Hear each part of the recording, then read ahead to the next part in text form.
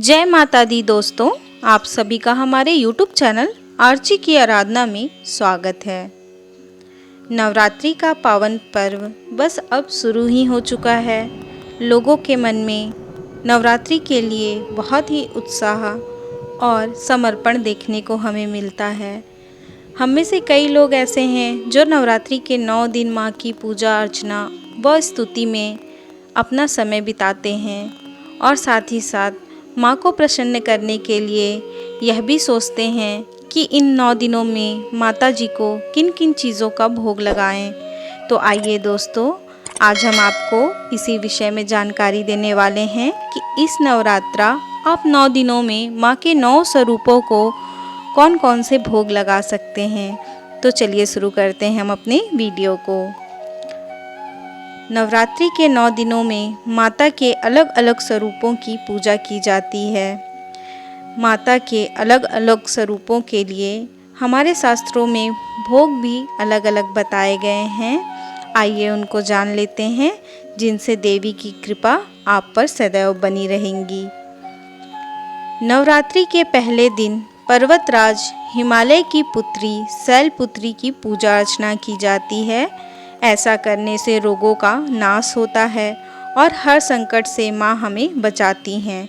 इस दिन माता को गाय के घी से बनी मिठाई का भोग लगाना चाहिए या फिर आप उन्हें सफ़ेद मिठाई का भी भोग लगा सकते हैं। नवरात्रि के दूसरे दिन माँ ब्रह्मचारिणी की पूजा होती है। ऐसी मान्यता है कि माँ ब्रह्मचारिणी को चीनी पंचामृत का प्रसाद अति प्रिय है। माँ को उनके पसंदीदा भोग लगाने से आयु में वृद्धि होती है। नवरात्रि के तीसरे दिन माँ चंद्रघंटा की पूजा अर्चना की जाती है।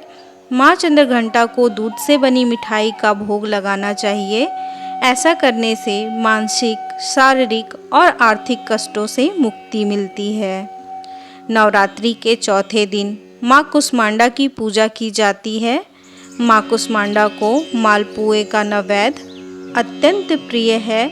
ऐसा करने से बुद्धि तेज में वृद्धि होती है, इसलिए आप चौथे दिन माँ कुष्मांडा को मालपुए का नैवेद्य अर्पण करें। पाँचवें दिन माँ स्कंद माता की पूजा होती है और इस दिन केले का प्रसाद चढ़ाने से जातक को बेहतर स्वास्थ्य और बीमारियों से मुक्ति का आशीष मिलता है।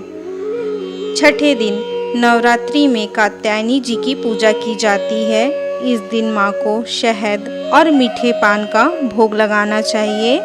इससे घर में सकारात्मक माहौल उत्पन्न होता है और उम्र बढ़ती है। नवरात्रि के 7वें दिन माँ कालरात्रि की पूजा होती है और इनकी पूजा में गुड़ से बनी चीज़ों का भोग लगाना चाहिए।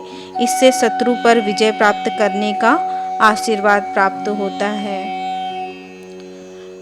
महाअष्टमी के दिन माँ महागौरी की पूजा की जाती है और इस दिन माँ महागौरी को नारियल का भोग लगाना चाहिए। इससे धन लाभ और संतान सुख मिलता है। नवरात्रि के 9वें दिन माँ सिद्धिदात्री की पूजा अर्चना करने के पश्चात माँ को चना, खीर, पूड़ी, हलवे का प्रसाद लगाना चाहिए। फिर 9 कन्या का पूजन करके उन्हें कन्या भोजन कराना चाहिए। इससे घर में सुख समृद्धि सदैव बनी रहती है और घर के सभी सदस्यों पर माता अपनी कृपा व आशीर्वाद बनाए रखती है। उम्मीद है आप सबको हमारे द्वारा दी गई जानकारी पसंद आई होगी। अगर आपको हमारा ये वीडियो अच्छा लगा हो तो कमेंट बॉक्स में जय माता दी लिखना ना भूलें और हमारे चैनल को सब्सक्राइब कर दें, ताकि आपको पूजा व्रत त्यौहार से रिलेटेड और ऐसी जानकारियाँ मिलती रहें। धन्यवाद।